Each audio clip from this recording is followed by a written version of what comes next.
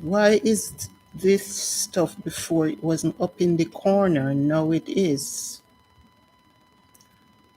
Okay, audience, this week I would like to speak to you about reactive arthritis, and I would like to point out the main difference between reactive arthritis and septic arthritis. Okay, so I'm continuing in this series. Good night. Can you type something? Let me know who it is. I'm just getting ready to start. Okay, person left. Okay, all right. So I have been discussing for a few weeks now different types of arthritis. And this week I would like to specifically talk about reactive arthritis. Reactive arthritis is a chronic inflammation of the synovium of the joints caused by an immune complex. There is no actual infection going on. What happens is a patient may have, say, for example, a gastroenteric infection or a sexually um, contracted infection, such as chlamydia. After the infection goes away, weeks after, the individual might start seeing symptoms of reactive arthritis. So, reactive arthritis is a result of the previous condition, and that's why it's a secondary infection. Okay, so let's move on to, as I said before, it is triggered 2 to 4 weeks after an infection as the body mounts an immune response to the invasion of bacteria. Okay, what are some of the symptoms? Well, there is a warm, swollen joints, and the joint predominantly that is affected is usually the knee, but other joints can also be affected, like the spine and so on. So, as I said, there's warm, solid, swollen joints, pain as usual, there's redness, and the person experience fatigue or tiredness. Okay, so that's the main symptom that is seen. Now let's go on and talk about some of the microorganisms that are seen in reactive arthritis. So, as I mentioned before, chlamydia. So chlamydia trachomatis is the predominant culprit when the infection is a result of a sexual infection. If the laboratory does an examination and finds gonococcal bacteria, then this is the main way of telling that it is not a reactive arthritis, it is a septic arthritis.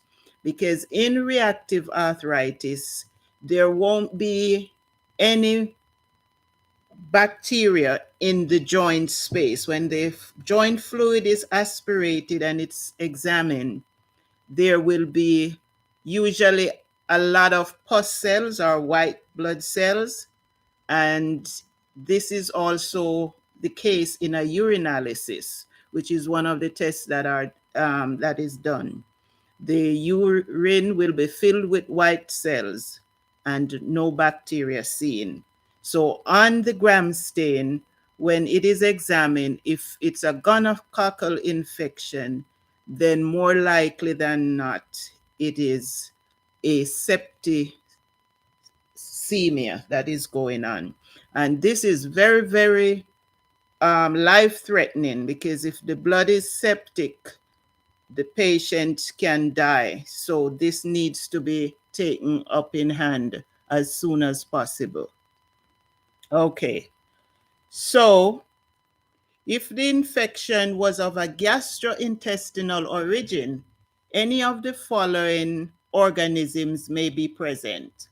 For example, Yersinia, E. coli, Campylobacter, Shigella, and Salmonella.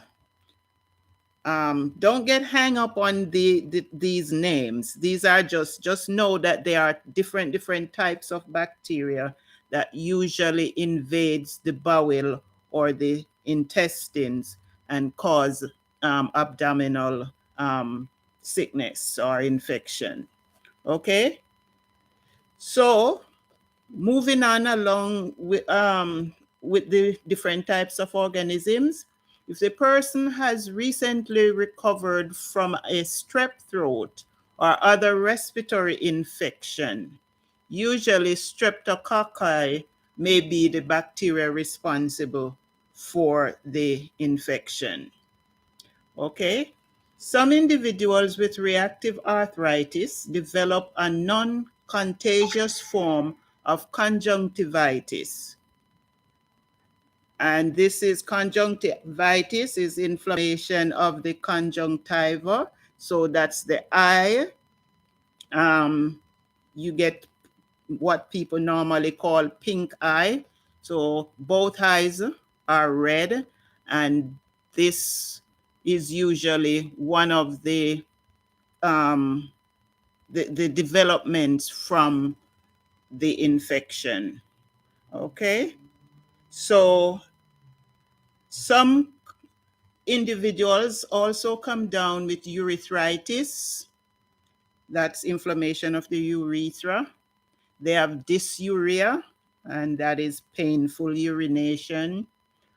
Prostatitis, that's inflammation of the prostate gland. And cervixitis, that's inflammation of the cervix. Okay? There is a triad that is referred to as Reiter's syndrome. And Reiter's syndrome was the original name that was given to reactive arthritis. But now, Reiter's syndrome, now in this day and age, only refers to the triad of three conditions that affect patients with reactive arthritis. Now, these triad are conjunctivitis, as I mentioned before, and this prevents you from see. So they have pneumonics, can't see, related to conjunctivitis. Urethritis, that has to be with the urethra. So that's the passageway along which urine passes to be excreted. So the person can't pee. And the person, most of the times, there's arthritis of the knee. So the other saying is the person can't climb a tree. So a person with Reiter's syndrome is gonna have conjunctivitis, urethritis, arthritis. And so they have the mnemonics. The person can't see, can't pee, and can't climb a tree. Okay? So that's a little funny thing to remember. Now, let's move on to the laboratory diagnosis of reactive arthritis. Now, mostly the diagnosis of reactive arthritis is usually just a clinical one. The doctor would take the patient's history, would evaluate the patient as seen, and based on the symptoms the patient is having and so on, and the doctor can tell easily that it's reactive arthritis. But there are some tests that still are performed to help to confirm what it is. So a wet prep on cervical swab is one of the tests that is done in the laboratory. Also, blood cultures, stool culture, urinalysis. And as I said before, in the urine, we are looking to see if there's a lot of white cells and no bacteria. There is a special genetic test that is done, and they are looking for HLA-B27 because it is found that individuals who are more likely to come down with reactive arthritis, they have the gene, they code for the gene HLA-B27. So that test is usually done. Okay, so moving along, treatment for reactive arthritis is usually medication, but it is found that this condition can resolve on its own over time.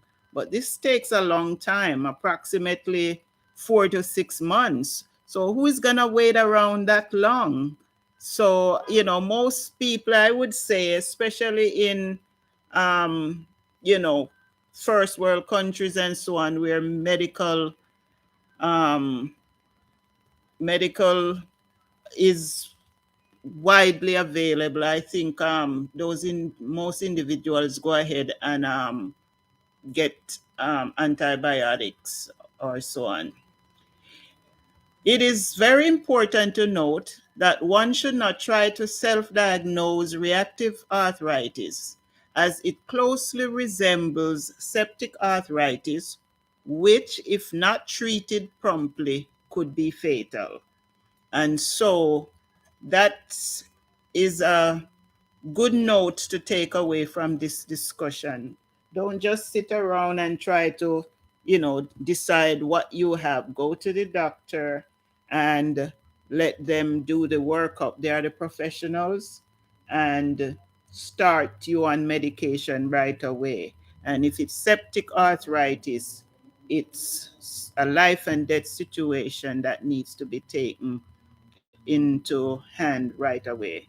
Okay, so that's the brief discussion about reactive arthritis. I am going to have a video posted on it, but this is a little overview right here. Okay, this week I decided to use a teleprompter, and I think it's gonna work out very nice. It kind of switched the plane it's on me after I set it up, but all I did was just change sides. So I think that's gonna be good. I just have to find something to put it on so it will be right in front of me